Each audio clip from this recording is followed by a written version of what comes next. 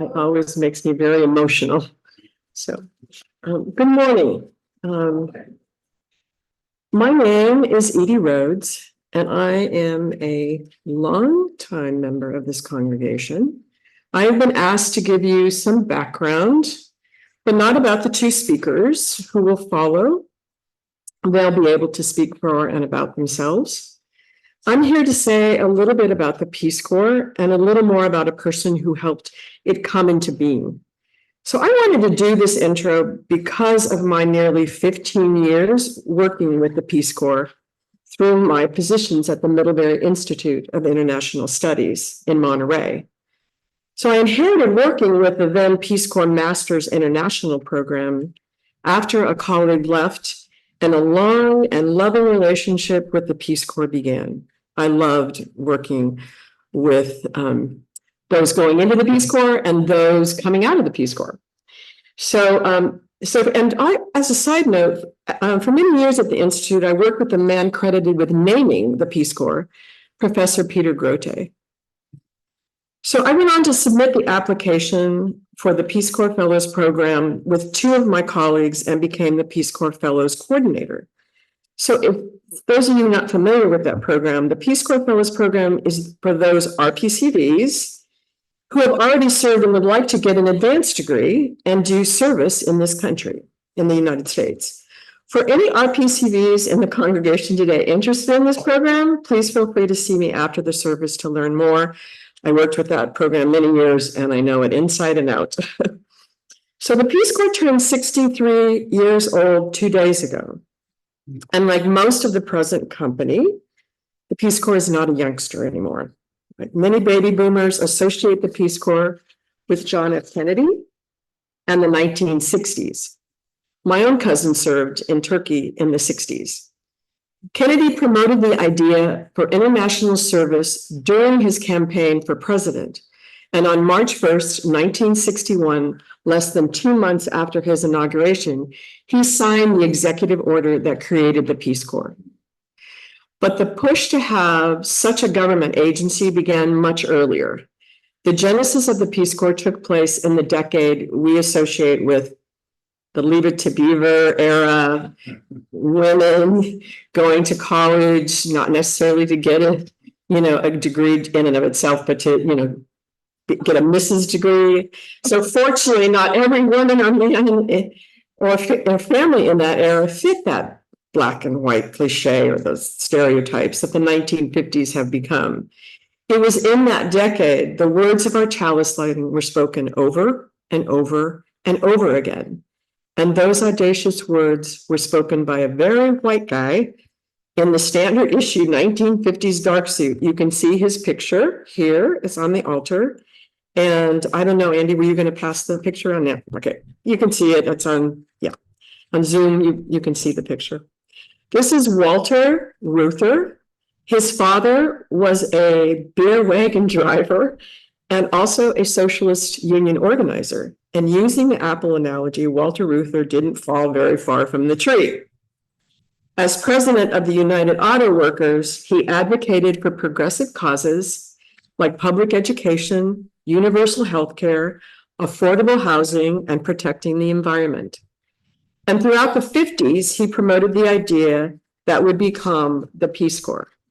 As a tribute to his success, Barry Goldwater declared Reuther to be, and I quote, more dangerous than anything Soviet Russia might do.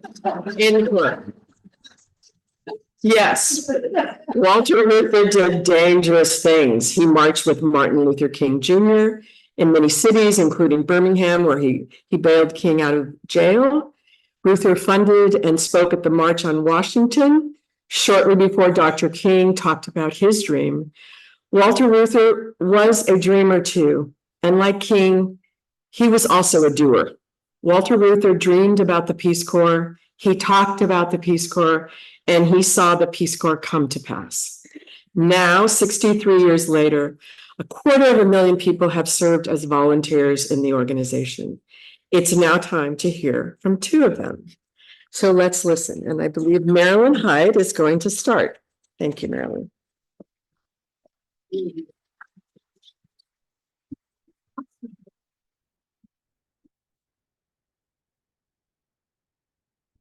Habari gani? Jina langu Masika. Iko mwalimu. Good morning. And what's the news? That's the first thing you say in the morning in Zaire. Habari gani? What's the news? My name is Masika, which means I'm the firstborn girl in my family, and I am a teacher. I'm Marilyn Hyde, and I'm very pleased to be here today to talk about my experience as a Peace Corps volunteer 45 years ago. I served in Zaire, now called Democratic Republic of the Congo, or DR Congo. DR Congo is a huge country in the center of Africa. It is covered by 3 time zones, and there are 5 official languages, French and 4 African languages. Zaire became independent in 1961, less than 20 years before I arrived, and the public school system was not well developed. Teachers were critically needed, so the government requested Peace Corps volunteers for the schools. I was posted in eastern Zaire near the Uganda and Rwanda borders, the other side of the country from the capital, Kinshasa. I was closer to Kenya and Tanzania. I lived in a mud hut with a dirt floor. There was no running water or electricity. I bought food at the farmer's market, and we ate plenty of fruits and vegetables, beans and rice, and occasional fish. My village named Kreyche had several thousand people, and it extended for miles along a dirt road lined with eucalyptus trees. I felt right at home. I'm from this area because there were not only eucalyptus trees, but earthquakes. Yes, little tremblers in that part of the African Rift Valley. Our school, the dream of our school principal, followed Belgian curriculum. The teachers had 1 book for each class, and the students had no books. The high school where I taught had 185 boys and 15 girls. Schools were not free, and many families chose one of their children, usually the oldest boy, to go to school. Girls were typically valued for the bride price the family would receive. And in that part of Africa, this was in goats. I taught 6 classes a day, speaking French in social studies classes and teaching English. And English was very easy for my capable students because it was their 4th language. After Kinande, their tribal language, they spoke Kiswahili, their regional language. They used French in their school language. Kreyche was located near the equator, where the sun went down at 6 p.m. with little variation. I prepared my lessons on a table with a kerosene lamp, and my lifeline to the outside world was a small shortwave radio. My mail from home and friends came in bunches about every 6 weeks. Another Peace Corps volunteer, a teacher in a different school, lived 5 miles from me. And we communicated by sending notes with students walking between school and home. For the first summer, I was asked to help train new Peace Corps volunteers. So I left Kreyche for 2 days in the back of a big rig to reach the Peace Corps training site. And 2 months later, I reversed the trip and arrived in Kreyche after dark. As soon as I got down from the back, a young student with a lantern recognized me and came to carry my backpack. Then other students showed up to help or light the way.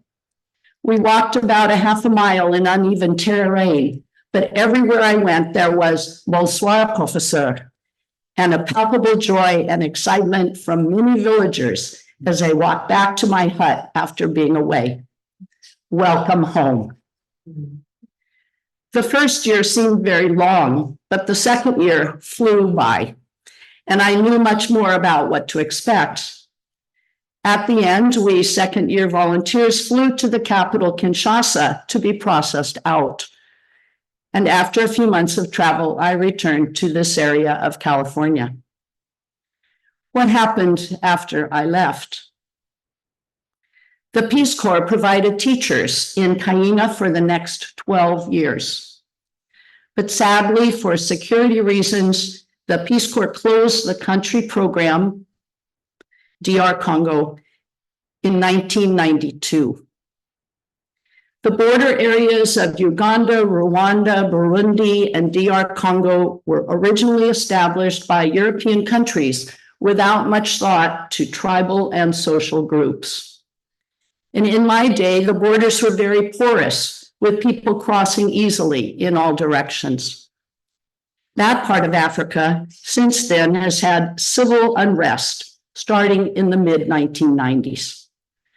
Tribal, political, and economic forces have caused many villagers to flee, and it is estimated by the United Nations that the entire area, several countries together, has over 6 million internally displaced persons.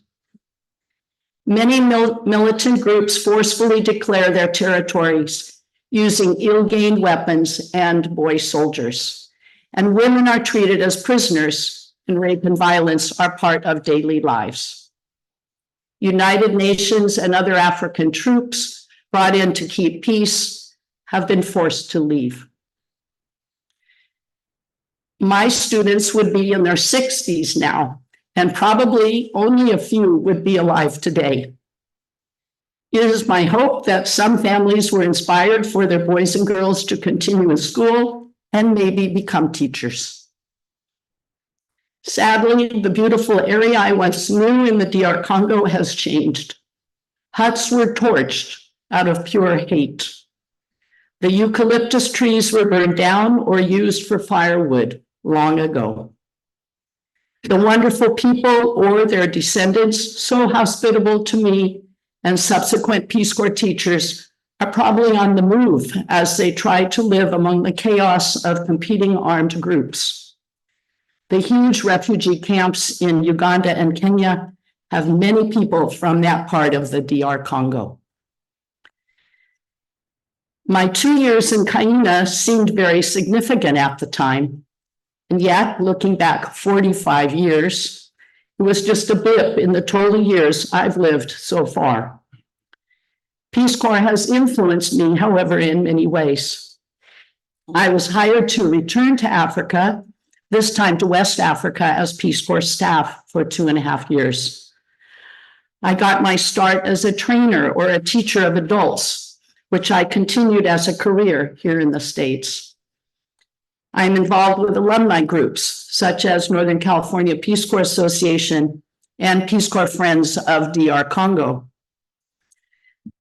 As Edie mentioned, I am one of over 250,000 Peace Corps volunteers who have served in the organization since 1961. And there are many in our area of California, including former Congressman Sam Farr. Although shut down during the pandemic, the Peace Corps is now once again active in 58 countries and offering traditional 2-year assignments, short-term assignments, about 6 months, called Peace Corps Response, and virtual service work, meaning working from the United States, helping organizations overseas. I'm very happy to share my Peace Corps experience with you today. Asante sana.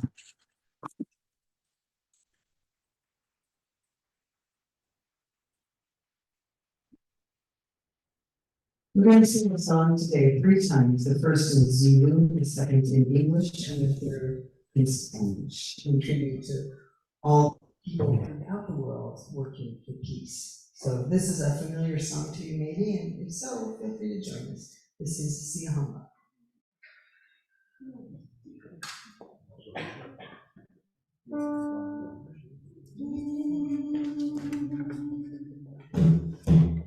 Siahamba, Lukaneri Huecos, Siahamba, Lukaneri Huecos, Siahamba, Lukaneri Huecos, Siahamba, Lukaneri Huecos, Siahamba, Siahamba, Siahamba, Lukaneri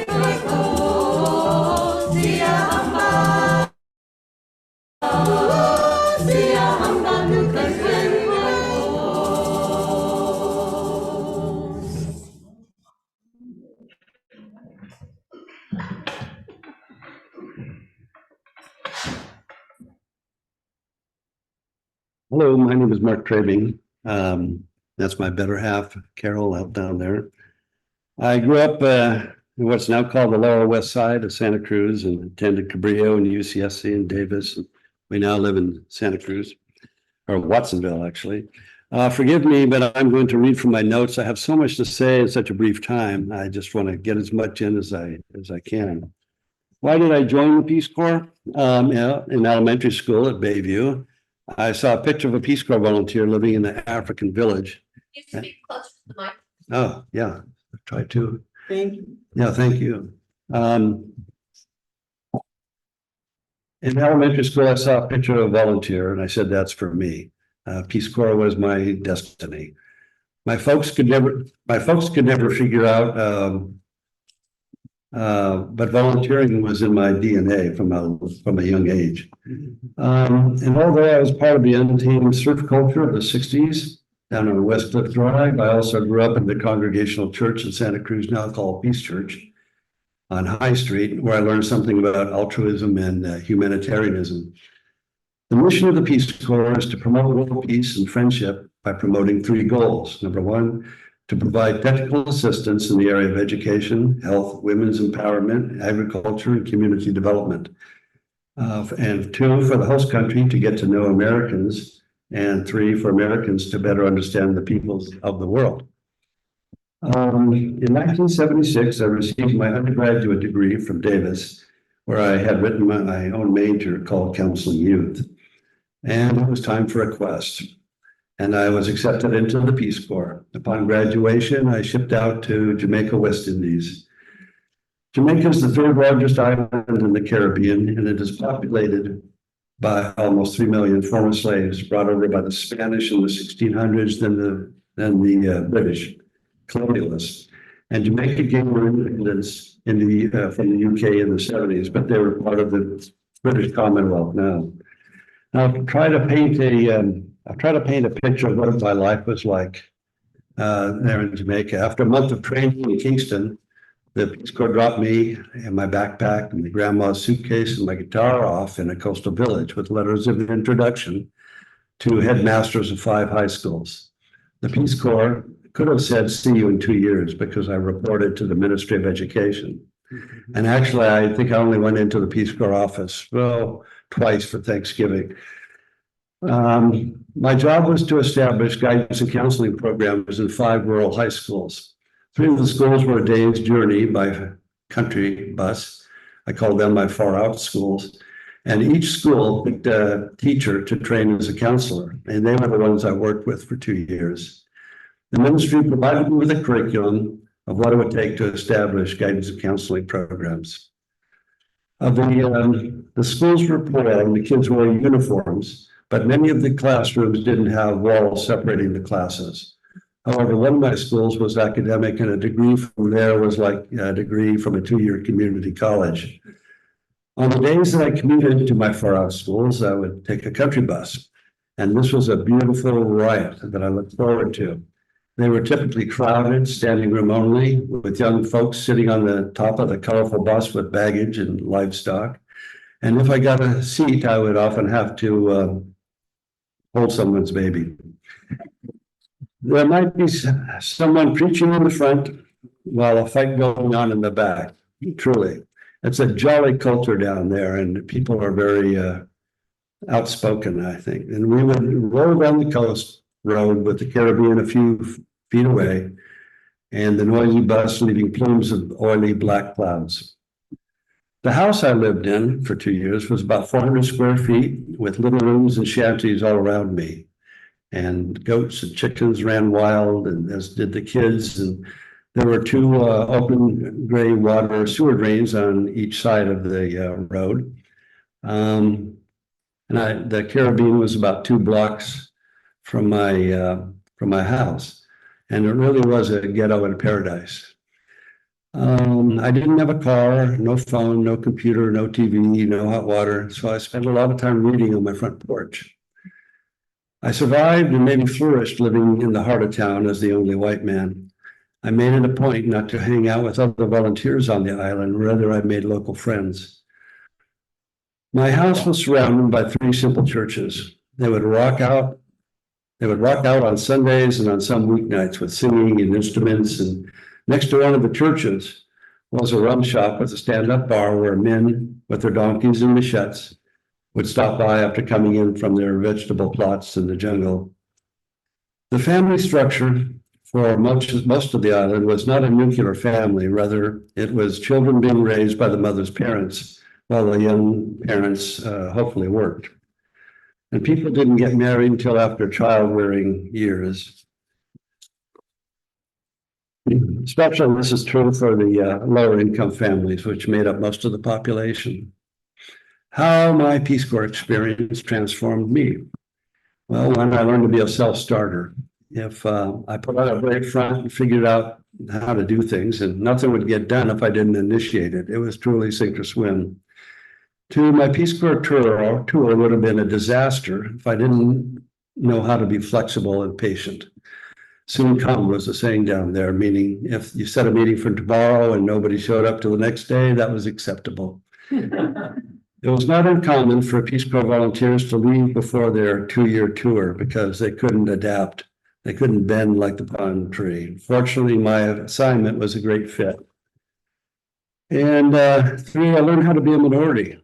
Every day when I walked outside my abode, I unconsciously acknowledged the color of my skin and its social consequences. Lighter skin connoted privilege. I think there were 7 recognized shades of black in Jamaica. And 4, my Peace Corps experience also changed my career trajectory. I decided I wasn't cut out to be a counselor or a therapist, but I still wanted to improve the world. So I eventually changed my path from human to community development. And I'm retired now from a career working in the area of community development for state and city governments. 5, on how my experience transformed me was material wealth. It's not correlated with happiness. We have too much stuff in this country. And I feel we have too many choices going into the grocery store. It kind of makes me sick. The world is imbalanced in this regard. And you can call me a socialist, but we need to do a better job of taking care of our poor in this country. 7, after living by my wits in a poor country, I have a deep confidence in my ability to survive. I know I'll never starve in this country. And 8, I learned that a sincere willingness to understand and listen goes a long way to breaking down barriers, suspicion, and fear. And I didn't approach my job as I'm going to save you. It was let's work together. We can learn from each other, which is really true. 9, I learned that I have a high tolerance for solitude. Although I made some lifelong friends, I spent a lot of time alone, but I never recall being lonely. 10, I learned to respect the importance of religion in a developing country. The local churches provided so much solace and care to the desperately poor. And at first I was skeptical, but I witnessed how much good churches from the developed countries did in the developing world. And how I transformed the community. I may have gained more from my tour than the community, but I will say this, I accomplished my job assignment. When I arrived, there were no guidance and counseling programs. When I left, there were full programs in all 5 high schools. And 2, I also helped get one of my counselors accepted into a U.S. college. He now teaches psychology at the University of South Carolina, Chapel Hill. And we talked at Christmas time. We're still in touch and with his family and good people. And one indicator that the community learned to accept me was during the first 6 months, I was called CIA by someone every day. And it was a very political time down there, but still it was quite a surprise. I mean, me coming from Santa Cruz, being called CIA, was a real stretch. But by the time I left, I was vice president of the Port Antonio Rum Drinkers Association with local leaders. And that was an honor. Everyone got used to seeing a tall, skinny white man riding around town on a 3-speed bike or sitting on my front porch reading or shopping at the outdoor market. The kids would eventually follow me as I ran down the beach, trying to get my attention, calling me Tall White Man. That was my nickname down there, Tall White Man. One of Bob Marley's albums is called Babylon by Bus. And that was his tour of the US. Rastafarians believe the developed world is materialistic and imperialistic, which seeks to exploit and oppress the people of the world, specifically peoples of African descent. Another indicator that I was accepted by the end of my 2-year tour was when an anti-establishment Rastafarian with dreadlocks down to his waist came up to me and put his hand on his chest and said, "Respect." I took that as a sign of what the Peace Corps can accomplish in this world. Thank you.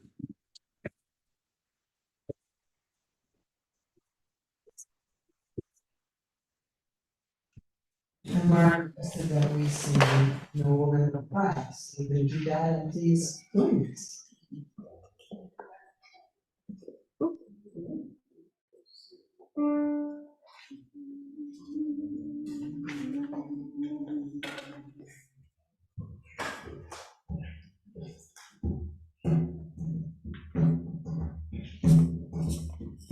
No woman, no cry. No woman, no cry. No woman, no cry.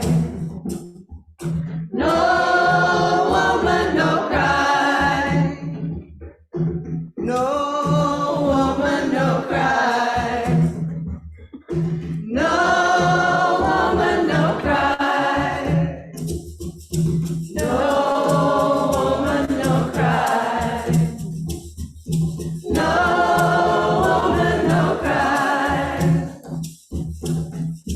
I remember when we used to sit in the going yard down the dresser, Yeah, baby. observing the hypocrites, yeah. Yeah. We were the good people in there. Good friends we've had, good friends we've lost, all along the way. In this bright future, you can't forget your past. So dry your tears, I say, and say with me. No woman, no cry. No woman, no cry. No woman, no cry. No woman, no cry. I remember when we used to sit in the government yard down in Trabing. And then Josie wouldn't make a fire like a log would burn into the night. That's my favorite part. Then we would cook cornmeal porridge, of which I'll share with you. My feet is my only carriage, so I got to push on through. Yeah, you do. What I'm doing, everything's gonna be alright. Everything's gonna be alright. Everything's gonna be alright. Everything's gonna be alright. Everything's gonna be alright. Everything's gonna be alright. Everything's gonna be alright. Everything's gonna be alright. No woman, no cry. No woman, no cry. No woman, no cry. No woman, no cry. No woman, no cry. No woman, no cry. No woman, no cry. No